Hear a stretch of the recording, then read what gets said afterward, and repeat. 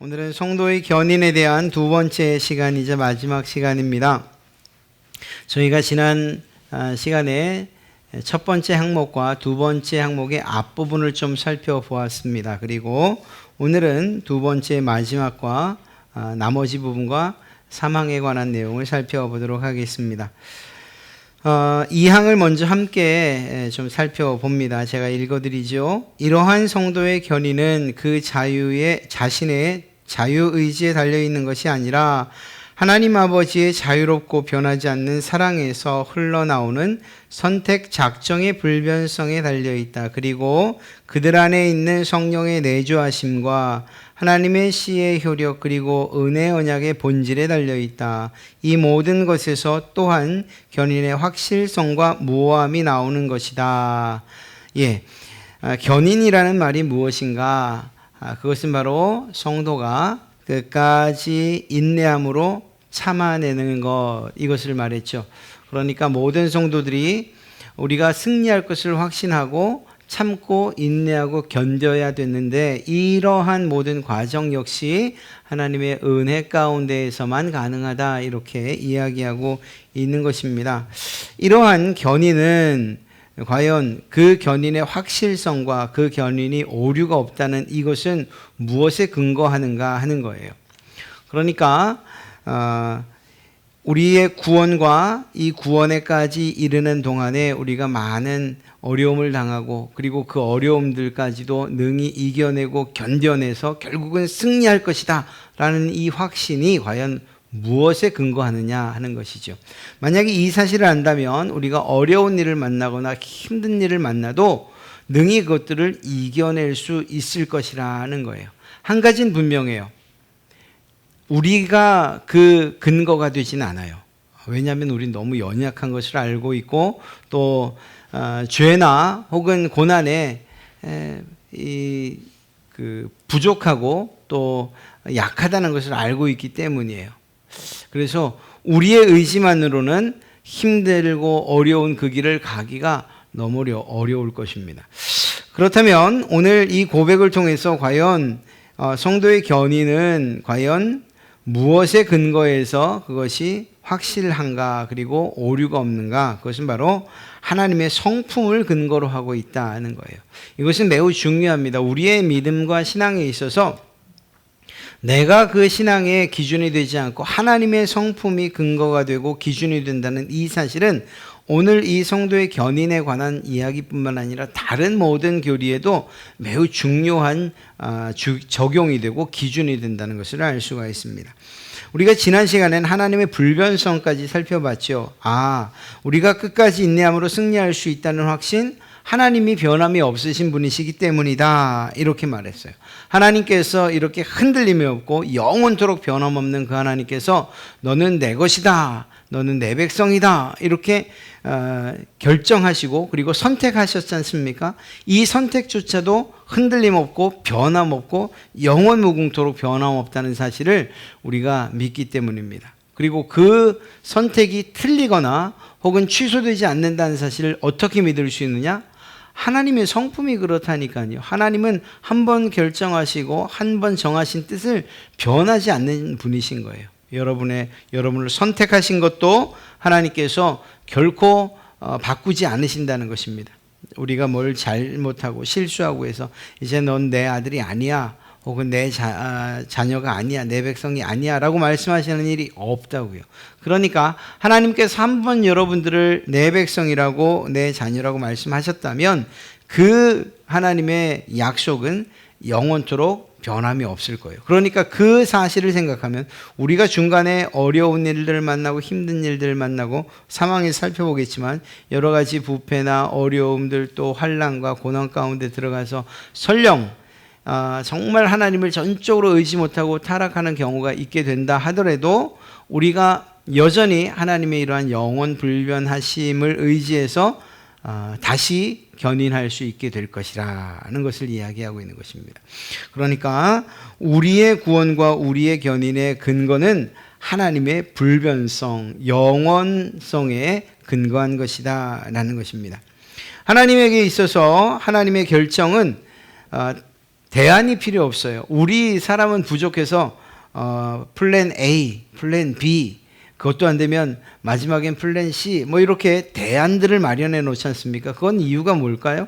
우리가 부족하기 때문이에요. 그래서 뭔가를 하다가 막히면 다른 길들을 또 다른 방법을 연구하거나 아니면 그 계획을 실행해야 되는 거죠. 우리 사람은 그래요. 그러나 하나님은 모든 면에 있어서 모든 것을 아시고 모든 능력이 있으신 분이시기 때문에 한 가지 계획을 세우셨다면 그것으로 모든 목적을 이루시고 만족하실 만한 결과를 내신다는 거예요. 그분에게는 대안이 따로 필요가 없어요.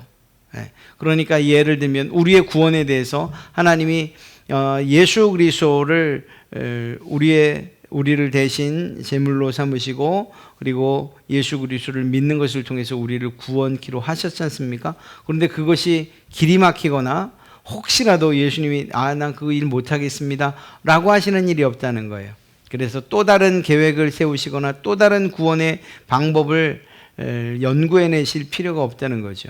하나님의 뜻은 분명하고 완전하고 그리고 그 계획이면 그 첫 번 계획이면 충분하다는 것입니다. 그렇기 때문에 이러한 하나님의 불변성과 영원성에 기인해서 우리의 견인도 역시 확실하다라는 사실을 알 수가 있습니다. 두 번째요, 하나님의 사랑입니다. 그러니까 우리가 끊임없이 참아내고 견디고 인내해서 최종적인 구원에 이르를 수 있는 근거가 무엇이냐? 바로 하나님의 사랑이에요. 근데 단지 그냥 사랑이 아니라 자유롭고 변하지 않는 사랑입니다. 무슨 말일까요? 우리를 향한 하나님의 사랑은 전적으로 하나님의 의지에 따른 것이에요. 강제적이 아니에요. 혹은 또 우리가 우리의 어떤 공로를 쌓거나 하나님한테 이쁘게 보였기 때문에 하나님이 그것을 조건 삼아서 우리를 사랑하신 것이 아니라는 거예요. 하나님은 하나님의 의지를 따라 하나님의 자유를 따라 우리를 사랑하신 거예요. 이 일은 우리가 어떤 형편에 있느냐, 우리가 어떤 조건 하에 있느냐, 우리가 정말 어떤 상태냐와 상관이 없다는 것을 말하는 거예요. 하나님이 전적으로 여러분을 그리고 저를 사랑하셨다라는 것입니다. 그리고 인간의 공로나 의로움 혹은 그것의 예지에 기초하지 않는다. 무슨 말일까요? 우리가 어떤 공로를 하나님의 사랑을 받을 만한 일들을 했기 때문도 아니고요. 우리가 어떤 의로움이 있기 때문도 아니고요. 앞으로 이 사람들이 의롭게 되고 공로를 어떤 일이든지 어떤 공로를 세우게 될 것이라고 하는 그런 미래의 기대를 가지고서 우리를 사랑하신 것이 아니라고요. 지금은 엉망진창이지만 앞으로 좀 변하겠지, 더 나아지겠지, 더 의로워지겠지 하는 이러한 막연한 기대에 기초한 하나님의 사랑이 아니라는 것입니다. 그러니까 하나님의 사랑은 우리 편에서 어떤 조건이나 또 하나님이 요구하시는 것들을 이루었기 때문이 아니고 하나님의 일방적인 사랑이라는 것을 잘 알 수가 있어요. 이것은 우리 사람들에게서도 어느 정도, 완전히는 아니지만 어느 정도 알 수가 있죠. 특히 어머니들이 자녀들을 사랑한다 할 때에 그 자녀가 어떤 모양이든지 간에 또 어떤 처지든 어떤 상태 또 정말 말을 듣든 안 듣든 그 어머니의 사랑은 그냥 변함없이 동일하게 그 자녀들에게 베풀어지는 것을 알 수가 있어요. 아주 조금 닮았는데도 그래요. 그렇다고 본다면 하나님의 사랑이 일방적이고 그리고 또 하나님의 자유를 따라 이루어진 것이고 사람들, 이 사랑의 대상들의 모습이나 형태나 상태 때문에 사랑하는 것이 아니라는 것을 우리는 분명히 알게 되죠. 하나님의 작정이 불변한 것처럼 하나님의 사랑 역시 불변합니다. 어느 정도 사랑하다가 도저히 사랑하지 못하겠어, 이제는 더 이상 너를 사랑할 수가 없어 라고 말씀하시는 분이 아니라는 것이죠.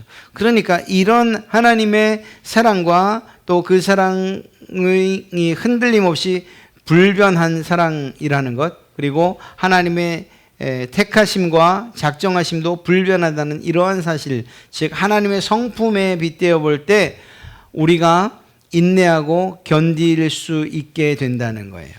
우리가 우리의 힘으로 참고 견디고 그리고 최종적인 승리를 얻게 되는 것이 아니고 하나님께서 우리에게 보여주신 그리고 우리에게 나타내신 그분의 성품을 따라서 우리는 이 견인에 이르게 될 것이라는 사실을 이야기하고 있는 것입니다. 무엇보다 중요한 것은 또 이것입니다. 그리스도의 공로와 중보기도의 효력이에요.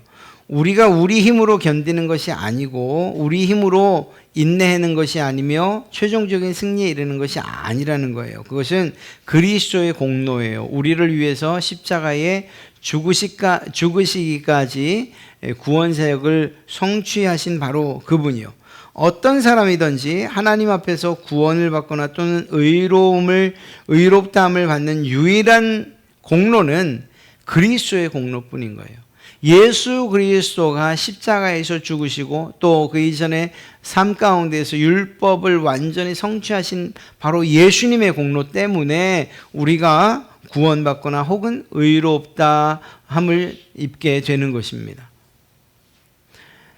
우리의 노력이나 우리의 수고나 때로는 우리의 공로나 우리의 고난이 아니고 예수 그리스도께서 우리를 위하여서 사람을 위하여서 특히 택하신 자들을 위해서 이루신 바로 이 공로를 우리는 의지할 따름이라는 것입니다. 우리 사람 편에서 하나님께 드릴 공로가 있다면 그것은 죄밖에 없어요. 죄. 우리가 할 수 있는 일들은 죄된 생각과 죄된 계획과 죄된 행동들밖에 사실 없어요. 그런데 그런 것들로 인해서 우리의 구원, 완전한 승리의 기준으로 삼는다? 있을 수가 없는 거죠.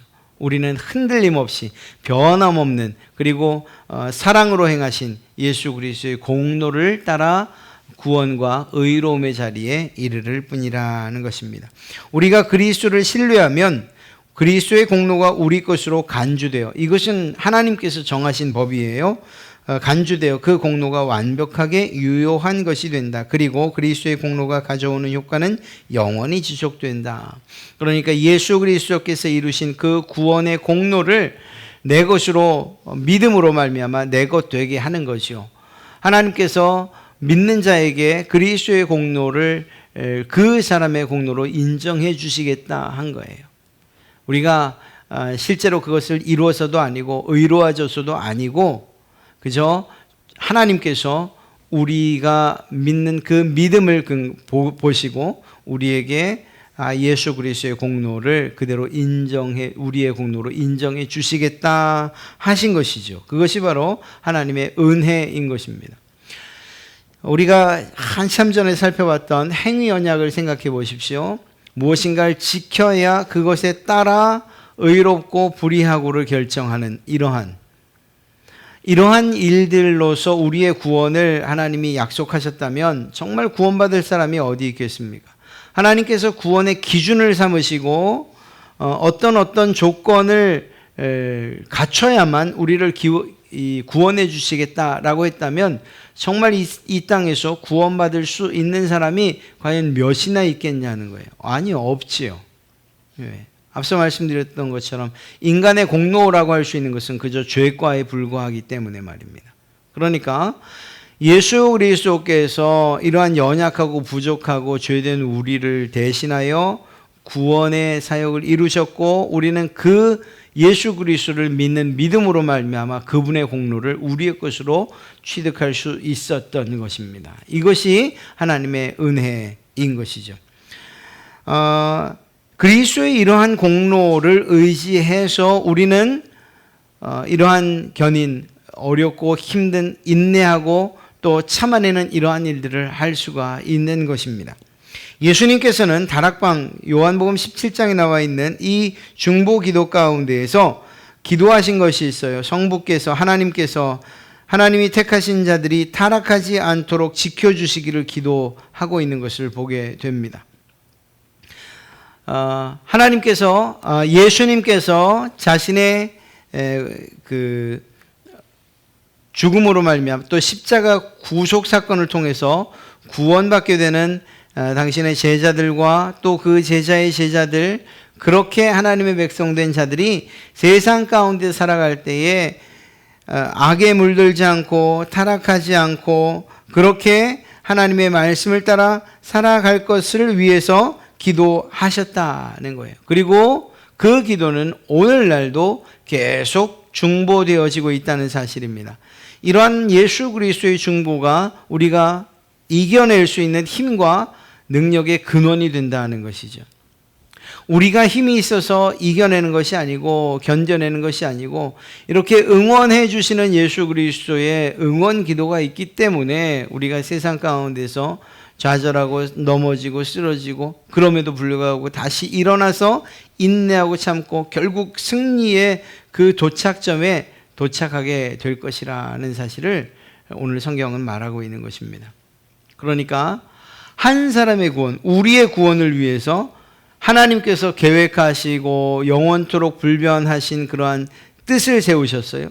그리고 그 뜻에 따라서 예수 그리스도는 변함없는 사랑으로서 그 죽으심, 즉 십자가 사건을 이루셨어요. 그리고 그것으로만 끝난 것이 아니고 지금도 변함없이 우리를 위하여 중보하고 계시다니까요. 하나님과 예수 그리스도께서 우리를 위해서 지금도 응원하고 계신다는 거예요. 그럼 이렇게 하나님과 예수님만 그러신가? 아니에요. 그 다음 항목을 보면 성령님께서도 우리의 이러한 견인을 위해서 우리가 끝까지 참고 견뎌낼 것들을 바라며 기도하고 계신 것을 보게 됩니다.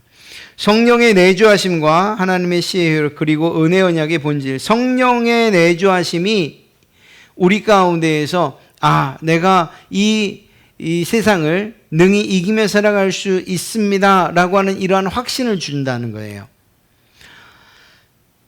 성령님께서 우리 가운데에서 응원하시고 또한 우리가 얻을 유업의 보증이 되어 주시고 확실하게 우리가 구원받은 자라는 인쳐주심이 있어서 그래서 우리가 이 세상을 비록 험한 세상을 살아가지만 그럼에도 불구하고 능히 이길 수 있다는 사실을 이야기하고 있는 것입니다. 성령님은 우리 유업의 보증이 되기 때문에 우리 안에 내주하시고 우리를 인치십니다. 그러니까 하나님의 것이라고 분명하게 확증해 주시는 것이죠. 그리고 또한 지치고 힘들 때마다 그래서 우리의 마음이 흔들릴 때마다 우리 가운데에 이미 유업의 보증으로서 우리가 얻을 그 상급과 그 유업을 밝히 보여주시고 그것으로 우리에게 힘 주신다라는 사실입니다. 견인의 역사 또한 성도의 보존은 삼위일체적인 작업이라는 것을 알 수가 있어요. 우리가 정말 무엇이건데 하나님께서 우리를 이토록 사랑하시고 또 우리의 그 구원의 여정 그리고 마지막 최종의 승리를 얻을 때까지 우리를 이렇게 지켜주시고 보호해주시고 힘주시는지 이 하나님의 은혜가 그러하다는 것을 우리가 잘 알 수가 있는 것이죠. 하나님께서 세우신 영원한 작정과 변함없는 뜻 그리고 그 뜻을 십자가상에서 이루신 예수 그리스도의 변함없고 무한한 사랑 그리고 여전한 중보기도 또 중보기도뿐만 아니라 성령님께서 직접 우리 가운데에서 역사하시고 내주하시면서 하나님께서 기뻐하시고 원하시는 그 길들을 바로 갈 수 있도록 응원해 주시는 이러한 삼위일체 하나님이 우리 각각 한 사람 한 사람의 구원을 위해서 그리고 최종 승리를 위해서 우리가 끝까지 견뎌갈 수 있도록 이렇게 힘을 주시고 응원해 주신다는 사실입니다. 우리는 결코 천국길 외롭게 걷는 길이 아니에요. 단순하게 그냥 교회, 공동체 또 믿는 사람들 이렇게 사람들끼리 손잡고 가는 길이 아니에요. 우리가 걷는 이 길은 이미 하나님께서 밝히 보여주신 길이시고 작정하신 길이고 주님께서 그분의 보혈로서 내주신 그 길이고 성령 하나님께서 우리와 함께 걷는 바로 그 길이에요. 그래서 실패할 수가 없는 거예요. 우리의 구원은 우리의 의지를 따라서 나는 도저히 구원받지 못할 만한 사람이야. 나는 너무 의지가 박약하고 또 너무 죄악 가운데 쉽게 휩쓸려 라고 해서 그것 때문에 우리의 구원이 취소되느냐? 그렇지 않다는 거예요. 왜? 우리의 의지와 상관없이 우리의 의지보다 더 뛰어난 하나님의 뜻이 작동하고 있고 또 그 하나님의 뜻에 따라서 우리를 위해 죽으신 예수 그리스도의 사랑이 뜨겁게 오늘날도 우리와 함께 하시기 때문이고 성령님께서 끊임없이 그분의 능력으로 우리를 북돋으시고 우리에게 힘을 주고 계시기 때문인 것입니다. 하나님은 이렇게 자신의 은혜로 우리의 구원을 시작하셨고 그 구원을 성취하십니다. 하나님이 시작하셨기 때문에 그 끝 역시 하나님이 끝내실 것이라는 사실을 우리는 믿고 나가는 거죠. 문제는 바로 이제 사망인데요. 분명히 알겠어요. 하나님께서 성령께서 우리의 영원한 보증이 되시고 또한 예수 그리스도께서 우리에게 보이신 뜨거운 사랑이 있고 우리를 위한 중보기도가 있고 하나님의 세우신 뜻과 선택이 있어요. 그럼에도 불구하고 우리가 여전히 세상을 걷고 있다는 사실이 변함없는 거예요. 그래서 사망은 사실 어떤 면에서는 우리가 좀 더 주의 깊게 우리에게 주시는 그러한 충고의 말씀으로 받아야 할 그러한 내용입니다. 사망은 무엇이라고 말하죠? 그럼에도 불구하고 무슨 말입니까? 우리가 끝까지 인내함으로 승리를 얻을 것이 확실함에도 불구하고 그럼에도 불구하고 성도들은 사탄과 세상의 시험, 그들 안에 남아있고 퍼져있는 부패 그리고 그들을 보존해주는 수단들을 무시함으로 말미암아 통탄할 만한 죄에 빠질 수 있다는 거예요. 이건 한편으론 우리에게 정말 가슴 아픈 일이기도 하지만 또 한편으로는 이 감사함과 소망이기도 해요. 잠시 후에 말씀드릴게요. 그리고 얼마 동안 그 죄 가운데 계속 머물기도 한다. 그것으로 말미암아 그들은 하나님의 진노를 일으키고 그의 성령을 근심케 하고 그들이 받은 은혜와 위로 중 일부분을 상실하게 되고 그들의 마음은 강팍해지고 양심의 상처를 입게 되며 다른 사람에게 상처를 입히고 넘어지게 만들고 일시적인 심판을 자초하게 된다.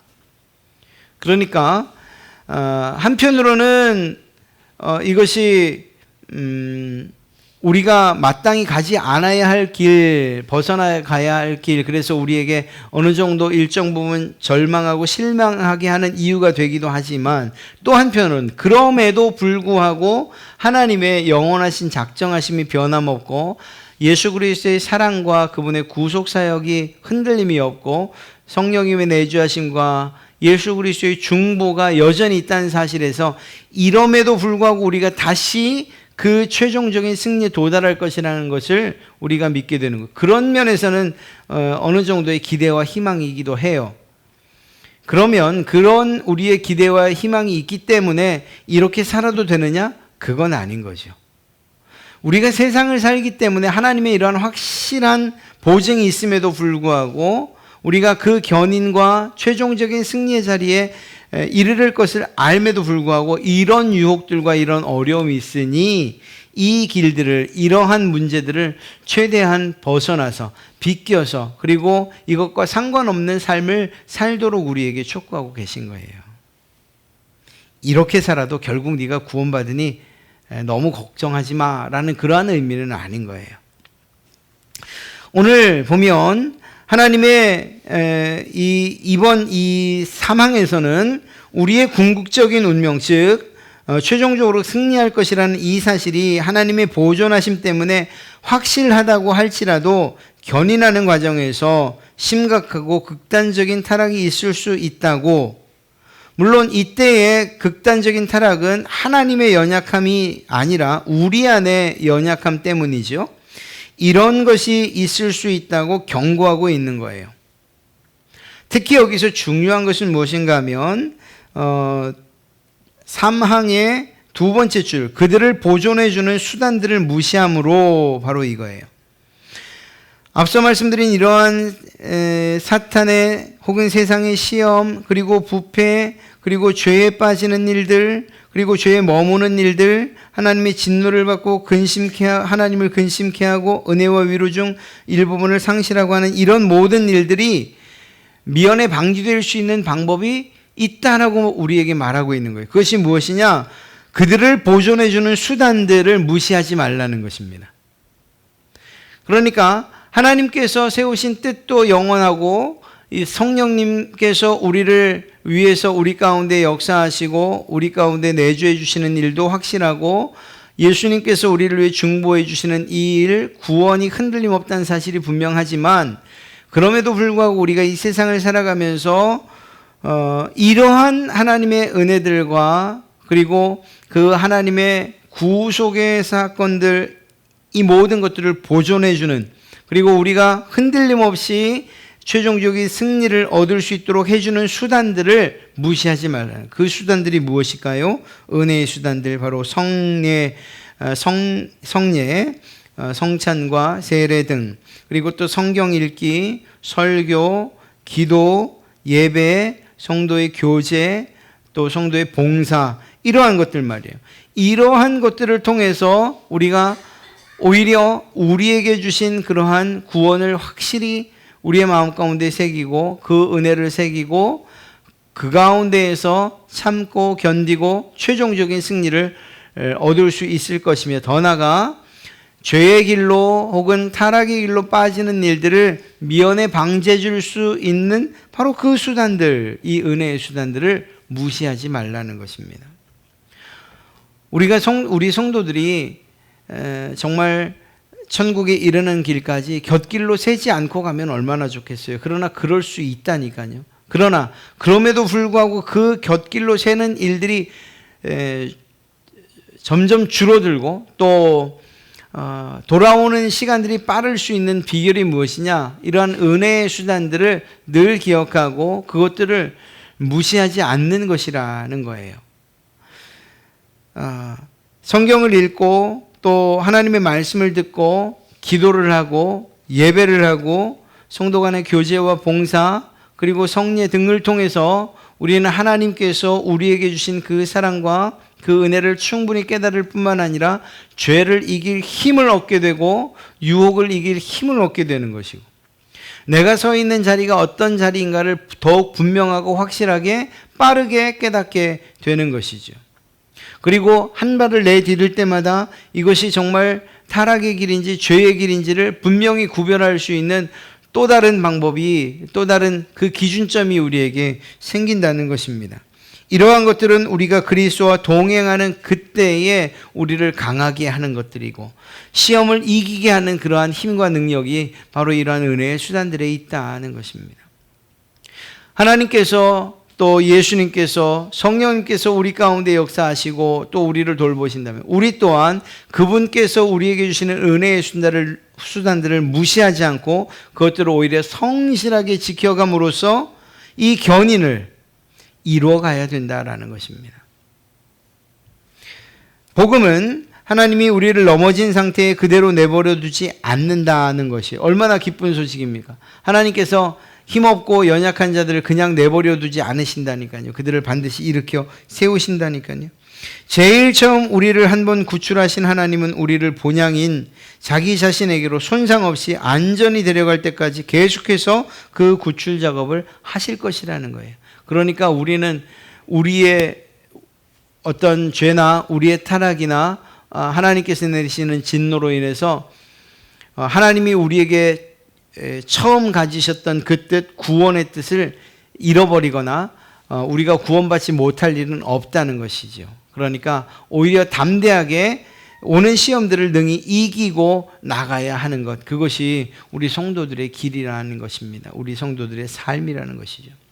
하나님께서 성도의 견인, 바로 이 교리를 통해서 우리가 낙심하지 않고 오히려 힘을 얻어 이 모든 일들을 능히 참고 견디고 인내할 수 있도록 우리와 함께 하시고 우리에게 힘을 주신다는 사실을 꼭 기억하십시오. 그럼에도 불구하고 하나님의 도우심과 하나님의 그 계획과 뜻이 있어서 구원받을 것을 안다는 이 사실이 우리가 다른 곁길로 빠지거나 죄의 길로 빠져도 된다는 것을 합리화하는 그러한 이유가 돼서는 안 될 것이에요. 오히려 하나님께서 우리에게 주신 이 사실들, 이 성도의 견인이라는 이 사실들을 더 잘 지켜가고 또 그 일을 통해서 최종적인 구원에 이르를 때까지 은혜의 수단들로 주신 것들을 더 적극적으로 활용해서 우리가 곁길로 빠지거나 죄의 길로 빠지거나 타락하지 않도록 성부 하나님, 성자 하나님, 성령 하나님의 그러한